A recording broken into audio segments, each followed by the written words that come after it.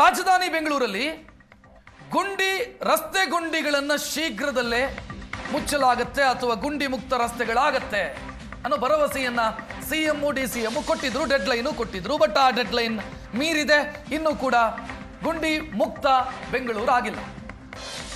ಇದರ ಬೆನ್ನಿಗೆ ಸಿಎಂ ಗರಂ ಆಗಿದ್ದಾರೆ. 31ನೇ ತಾರೀಕು ನಿನ್ನೆ ಒಂದು ಡೆಡ್ ಲೈನ್, ಆ ಡೆಡ್ ಲೈನ್ ಮುಗಿದಿದೆ. ಈಗ ಮತ್ತೊಂದು ಡೆಡ್ ಲೈನ್ ನವೆಂಬರ್ 3ನೇ ತಾರೀಕು, ಅಂದ್ರೆ ನಾಡಿದ್ದು ಸೋಮವಾರ.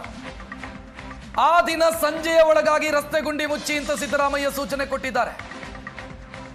ಬಟ್ ಇಲ್ಲಿ ಜಿಬಿಎ ಕೈಯಲ್ಲಿ ಮಂತ್ರದಂಡ ಇದೆಯಾ? ಸಾವಿರಾರು ಗುಂಡಿಗಳಿದಾವೆ, ಮ್ಯಾಜಿಕ್ ಮಾಡಬೇಕಷ್ಟೇ.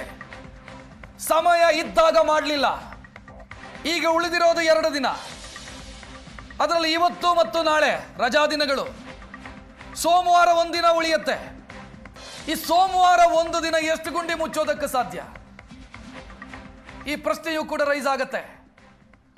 ರಾಜಧಾನಿಯಲ್ಲಿ ಓಡಾಡಿದ್ರೆ ಎಲ್ಲಾ ರಸ್ತೆಯಲ್ಲೂ ಗುಂಡಿಗಳು ಕಾಣಿಸುತ್ತೆ. ಎಲ್ಲಾ ರಸ್ತೆಗಳು ಕೂಡ ಹಂಗೆ ಇದಾವೆ. ಮೊನ್ನೆ ಒಂದು ನಾಟಕ ಆಯ್ತು ನೋಡಿ, ಗುಂಡಿ ಮುಚ್ತೀವಿ ಅಂತ. ಗುಂಡಿ ಮುಚ್ಚಿದಂತ ಸಂದರ್ಭದಲ್ಲಿ ಏನು ಇವರು ಡಾಮರ್ ಹಾಕಿದ್ರು, ಅರೆಬರೆ ಕಾಮಗಾರಿಗಳನ್ನ ಮಾಡಿದ್ರು, ಅದು ಎದ್ದು ಹೋಗಿದೆ. ಅನಂತರ ಬಂದ ಮಳೆಯಲ್ಲಿ ಅದು ಎದ್ದು ಹೋಗಿ ಮತ್ತೆ ಮೊದಲನ ತರನೇ ಆಗಿದೆ, ಮೊದಲಿಗಿಂತ ಜಾಸ್ತಿ ಆಗಿದೆ ಕೆಲ ಏರಿಯಾಗಳಲ್ಲಿ.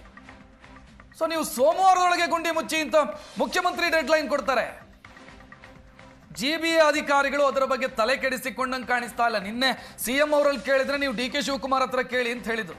Go and ask D K Shivakumar ಅನ್ನೋದು ಡಿ ಕೆ ಶಿವಕುಮಾರ್ ಅವರ, ಸಿದ್ದರಾಮಯ್ಯ ಅವರ ಪ್ರತಿಕ್ರಿಯೆ ಆಗಿತ್ತು. ಡಿ ಕೆ ಶಿವಕುಮಾರ್ ಅವರನ್ನು ಕೇಳ್ರಿ ಅಂತ. ಸದ್ಯ ಪ್ರಶ್ನೆ ಇರೋದಿಷ್ಟೇ, ಬೆಂಗಳೂರಿನ ಹೊರವಲಯ ಬಿಟ್ಬಿಡಿ,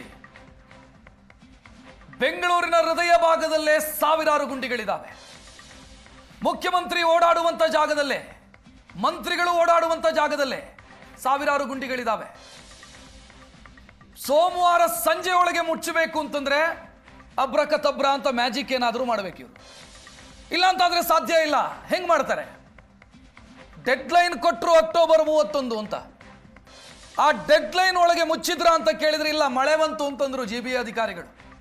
ಮಳೆ ಬಂತು, ಹೆಂಗ್ ಮುಚ್ಚೋದು ಅಂತ ಡಿ ಕೆ ಶಿವಕುಮಾರ್ ಹೇಳಿದ್ರು. ಮಳೆ ಬಂದ್ರು ನಮ್ಮಲ್ಲಿ ಟೆಕ್ನಾಲಜಿ ಇದೆ, ಕೋಲ್ಡ್ ಮಿಕ್ಸು, ವೆಟ್ ಮಿಕ್ಸು, ಇಂಥದ್ದೆಲ್ಲ ಟೆಕ್ನಾಲಜಿ ಇದೆ ನಮ್ಮ ಹತ್ರ, ಮುಚ್ತೀವಿ ಅಂತ ಹೇಳಿದ್ರು.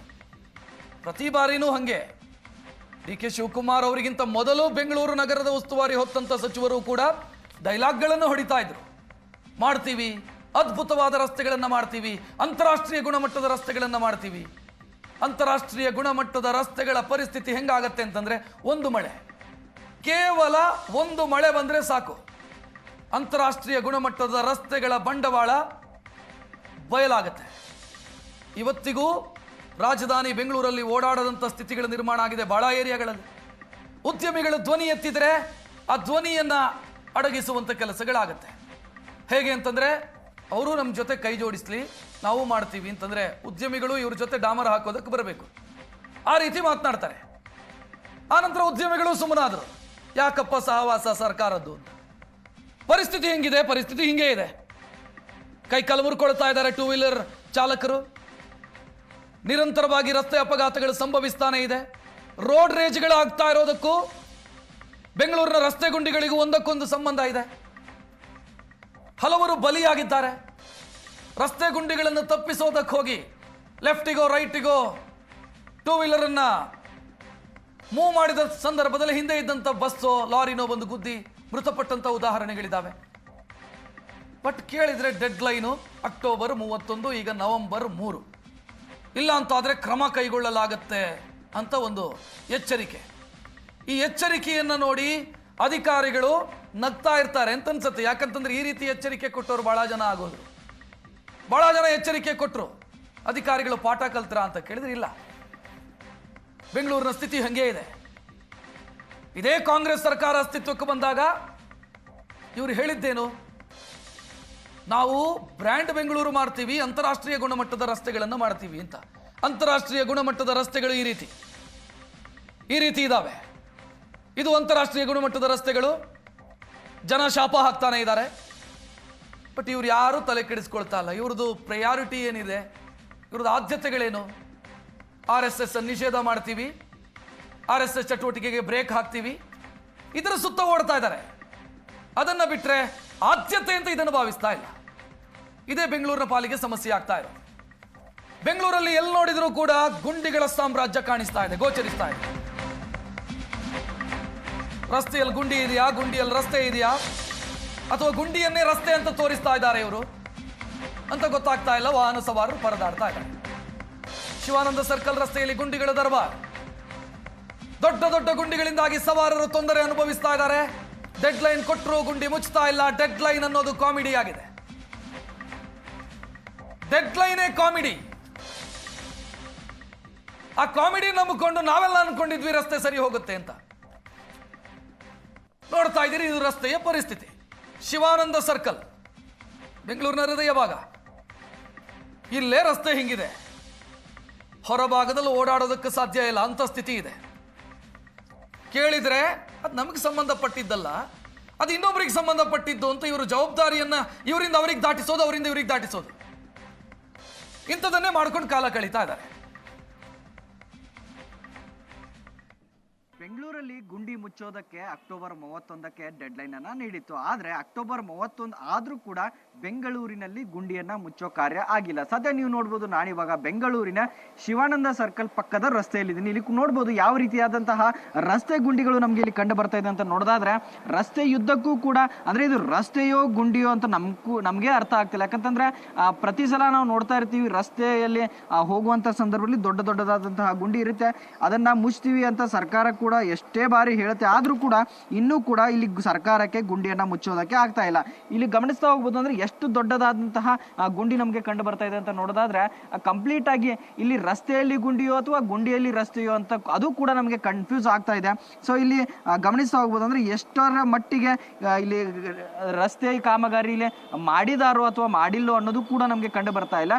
ಸೊ ಈ ರೀತಿ ಆದ್ರೆ ಇಲ್ಲಿ ಜನರಿಗೆ ಹೋಗೋದಕ್ಕೆ ಬರೋದಕ್ಕೆ ಕೂಡ ಇಲ್ಲಿ ಸಂಕಷ್ಟ ಆಗುತ್ತೆ. ಎಲ್ರು ಕೂಡ ಅಂದ್ರೆ ಇಲ್ಲಿ ನಾವು ಗಮನಿಸ್ತಾ ಹೋಗ್ಬೋದು, ಪ್ರಮುಖವಾಗಿ ಇಲ್ಲಿ ರಸ್ತೆಯನ್ನ ಮಾಡಿದ್ದಾರೆ, ಆದ್ರೆ ರಸ್ತೆಯ ಪಕ್ಕದಲ್ಲಿ ಇರ್ತಕ್ಕಂತಹ ರೋಡ್, ಈ ಕಡೆ ಒಂದು ರಸ್ತೆ ನಮಗೆ ಕಂಡು ಬರುತ್ತೆ, ಆದ್ರೆ ಈ ಕಡೆ ಕಂಪ್ಲೀಟ್ ಆಗಿ ಗುಂಡಿ ಬರುತ್ತೆ. ಈ ಭಾಗದಲ್ಲಿ ಯಾವ್ದಾದ್ರು ಒಂದು ವಾಹನ ಅಂದ್ರೆ ಚಿಕ್ಕದಾದಂತಹ ಬೈಕ್ ಯಾವ್ದಾದ್ರು ಬಂತು ಅಂತಂದ್ರೆ ಬೀಳುವಂತಹ ಪರಿಸ್ಥಿತಿ ಇಲ್ಲಿ ಎದುರಾಗುತ್ತೆ. ಸೊ ಈ ರಸ್ತೆ ಮಾತ್ರವಲ್ಲ, ಆ ಕಡೆ ಕೂಡ ಗಮನಿಸ್ತಾ ಹೋಗ್ಬೋದು, ಅಂದ್ರೆ ಹಿಂಭಾಗದಲ್ಲೂ ಕೂಡ ಇಲ್ಲಿ ನೋಡ್ಬೋದು ಅಂದ್ರೆ ವಾಹನ ಬರ್ತಾ ಇವೆ. ಎಲ್ಲರೂ ಕೂಡ ಒಂದು ಕಟ್ಟುನಿಟ್ಟಾಗಿ ಇಲ್ಲಿ ಹೋಗ್ತಾರೆ. ಸೊ ಈ ರೀತಿಯಾದಂತಹ ರಸ್ತೆಯಲ್ಲಿ ಸಾಕಷ್ಟು ಅಪಘಾತಗಳು ಆಗ್ತಾ ಇವೆ ಅನ್ನೋ ಆರೋಪಗಳು ಕೂಡ ಕೇಳಿ ಬರ್ತಾ ಇದೆ. ರಸ್ತೆ ಯುದ್ಧಕ್ಕೂ ಕೂಡ ಎಷ್ಟೊಂದು ಗುಂಡಿಗಳು ನಮ್ಗೆ ಇಲ್ಲಿ ಕಂಡು ಬರ್ತಾ ಇದೆ ಅಂತ ನೋಡ್ಬೋದು. ಒಂದೊಂದು ಸ್ಟೆಪ್ಗಳಿಗೂ ಕೂಡ ಒಂದೊಂದು ಗುಂಡಿಗಳೇ ನಮ್ಗೆ ಕಂಡು ಬರ್ತಾ ಇದೆ. ಸೊ ಈ ರೀತಿ ಆದ್ರೆ ಇಲ್ಲಿ ವಾಹನ ಸವಾರರಿಗೆ ಮತ್ತೆ ನಡೆದುಕೊಂಡು ಹೋಗೋರಿಗೆ ತುಂಬಾ ಕಷ್ಟ ಆಗುತ್ತೆ. ಮಳೆ ಬಂದ್ರೆ ಈ ರೀತಿಯಾದಂತಹ ಗುಂಡಿಗಳು ಎಲ್ಲವೂ ಕೂಡ ತುಂಬಿಕೊಂಡು ಒಂದು ಕಾಲಿಡೋದಕ್ಕೂ ಕೂಡ ಆಗೋದಿಲ್ಲ. ಯಾಕಂತಂದ್ರೆ ಗುಂಡಿಗಳು ಏನಿರುತ್ತಲ್ಲ, ಆ ಗುಂಡಿಗಳ ಒಳಗೆ ಕಂಪ್ಲೀಟ್ ಆಗಿ ನೀರು ನಿಂತ್ಕೊಳ್ಳುತ್ತೆ. ಸೊ ಈ ರೀತಿಯಾದಂತಹ ಸಂದರ್ಭದಲ್ಲಿ ವಾಹನ ಬೈಕ್ ಸವಾರರಿಗೆ ಈ ಗುಂಡಿಗಳು ಕಂಡು ಬರಲ್ಲ. ಗುಂಡಿಗಳಲ್ಲೇ ಇಲ್ಲಿ ವಾಹನಗಳನ್ನ ಓಡಿಸ್ಕೊಂಡು ಹೋಗುವಂತಹ ಪರಿಸ್ಥಿತಿ ಎದುರಾಗುತ್ತೆ. ಸೊ ಈ ರೀತಿ ಆದ್ರೆ ಎಲ್ಲರೂ ಕೂಡ ಇಲ್ಲಿ ಪರದಾಡುವಂತಹ ಪರಿಸ್ಥಿತಿ ಆಗ್ತಾ ಇದೆ. ಸೊ ಅದಕ್ಕಾಗಿ ಬೆಂಗಳೂರಿನಲ್ಲಿ ಒಂದು CM ಹಾಗೂ DCM ಒಂದು ಸಿಟಿ ರೌಂಡ್ಸ್ ಅನ್ನ ಹೋಗಿದ್ರು. ಸಿಟಿ ರೌಂಡ್ಸ್ ಹೋದ ಬೆನ್ನಲ್ಲೇ ನಾವು ಅಕ್ಟೋಬರ್ 31ಕ್ಕೆ ಕಂಪ್ಲೀಟ್ ಆಗಿ ಬೆಂಗಳೂರನ್ನ ಒಂದು ಸುಂದರವಾದ ರಸ್ತೆಯನ್ನ ಮಾಡ್ತೀವಿ ಅಂತ ಒಂದು ಆಶ್ವಾಸನೆಯನ್ನ ನೀಡಿದ್ರು. ಆದ್ರೆ ಇನ್ನೂ ಕೂಡ ಅಕ್ಟೋಬರ್ 31 ಮುಗಿದ್ರೂ ಕೂಡ ಇಲ್ಲಿ ರಸ್ತೆಯನ್ನ ಮಾಡೋದಕ್ಕೆ ಆಗ್ತಾ ಇಲ್ಲ. GBA ಅಧಿಕಾರಿಗಳಿಗೆ ಕೇಳಿದ್ರೆ ನಾವು ಏನಾದ್ರೂ ಒಂದು ಕಾರಣವನ್ನ ಹೇಳ್ತಾರೆ. ಸೊ ಅಕ್ಟೋಬರ್ 31 ಮುಗೀತು, ಈಗ ನವೆಂಬರ್ 3ಕ್ಕೆ ಇಲ್ಲಿ ಒಂದು ಡೆಡ್ಲೈನ್ ಅನ್ನ ನೀಡಿದ್ದಾರೆ. ಸೊ ಇನ್ನೂ ಕೂಡ ರಸ್ತೆ ಆಗಿಲ್ಲ. ಸೊ 2 ದಿನಗಳಲ್ಲಿ ಕಂಪ್ಲೀಟ್ ಆಗಿ ಬೆಂಗಳೂರು ರಸ್ತೆ ಆಗುತ್ತೋ ಅನ್ನೋದು ಇಲ್ಲೋದು ಎಲ್ಲರ ಒಂದು ಪ್ರಶ್ನೆ ಮಾರ್ಕ್ ಆಗಿದೆ ಅಂತ ಹೇಳ್ತಾ ಕ್ಯಾಮರಾ ಪರ್ಸನ್ ಶಿವಕುಮಾರ್ ಜೊತೆ ನಟರಾಜ್, ಏಷ್ಯಾನೆಟ್ ಸುವರ್ಣ ನ್ಯೂಸ್, ಬೆಂಗಳೂರು.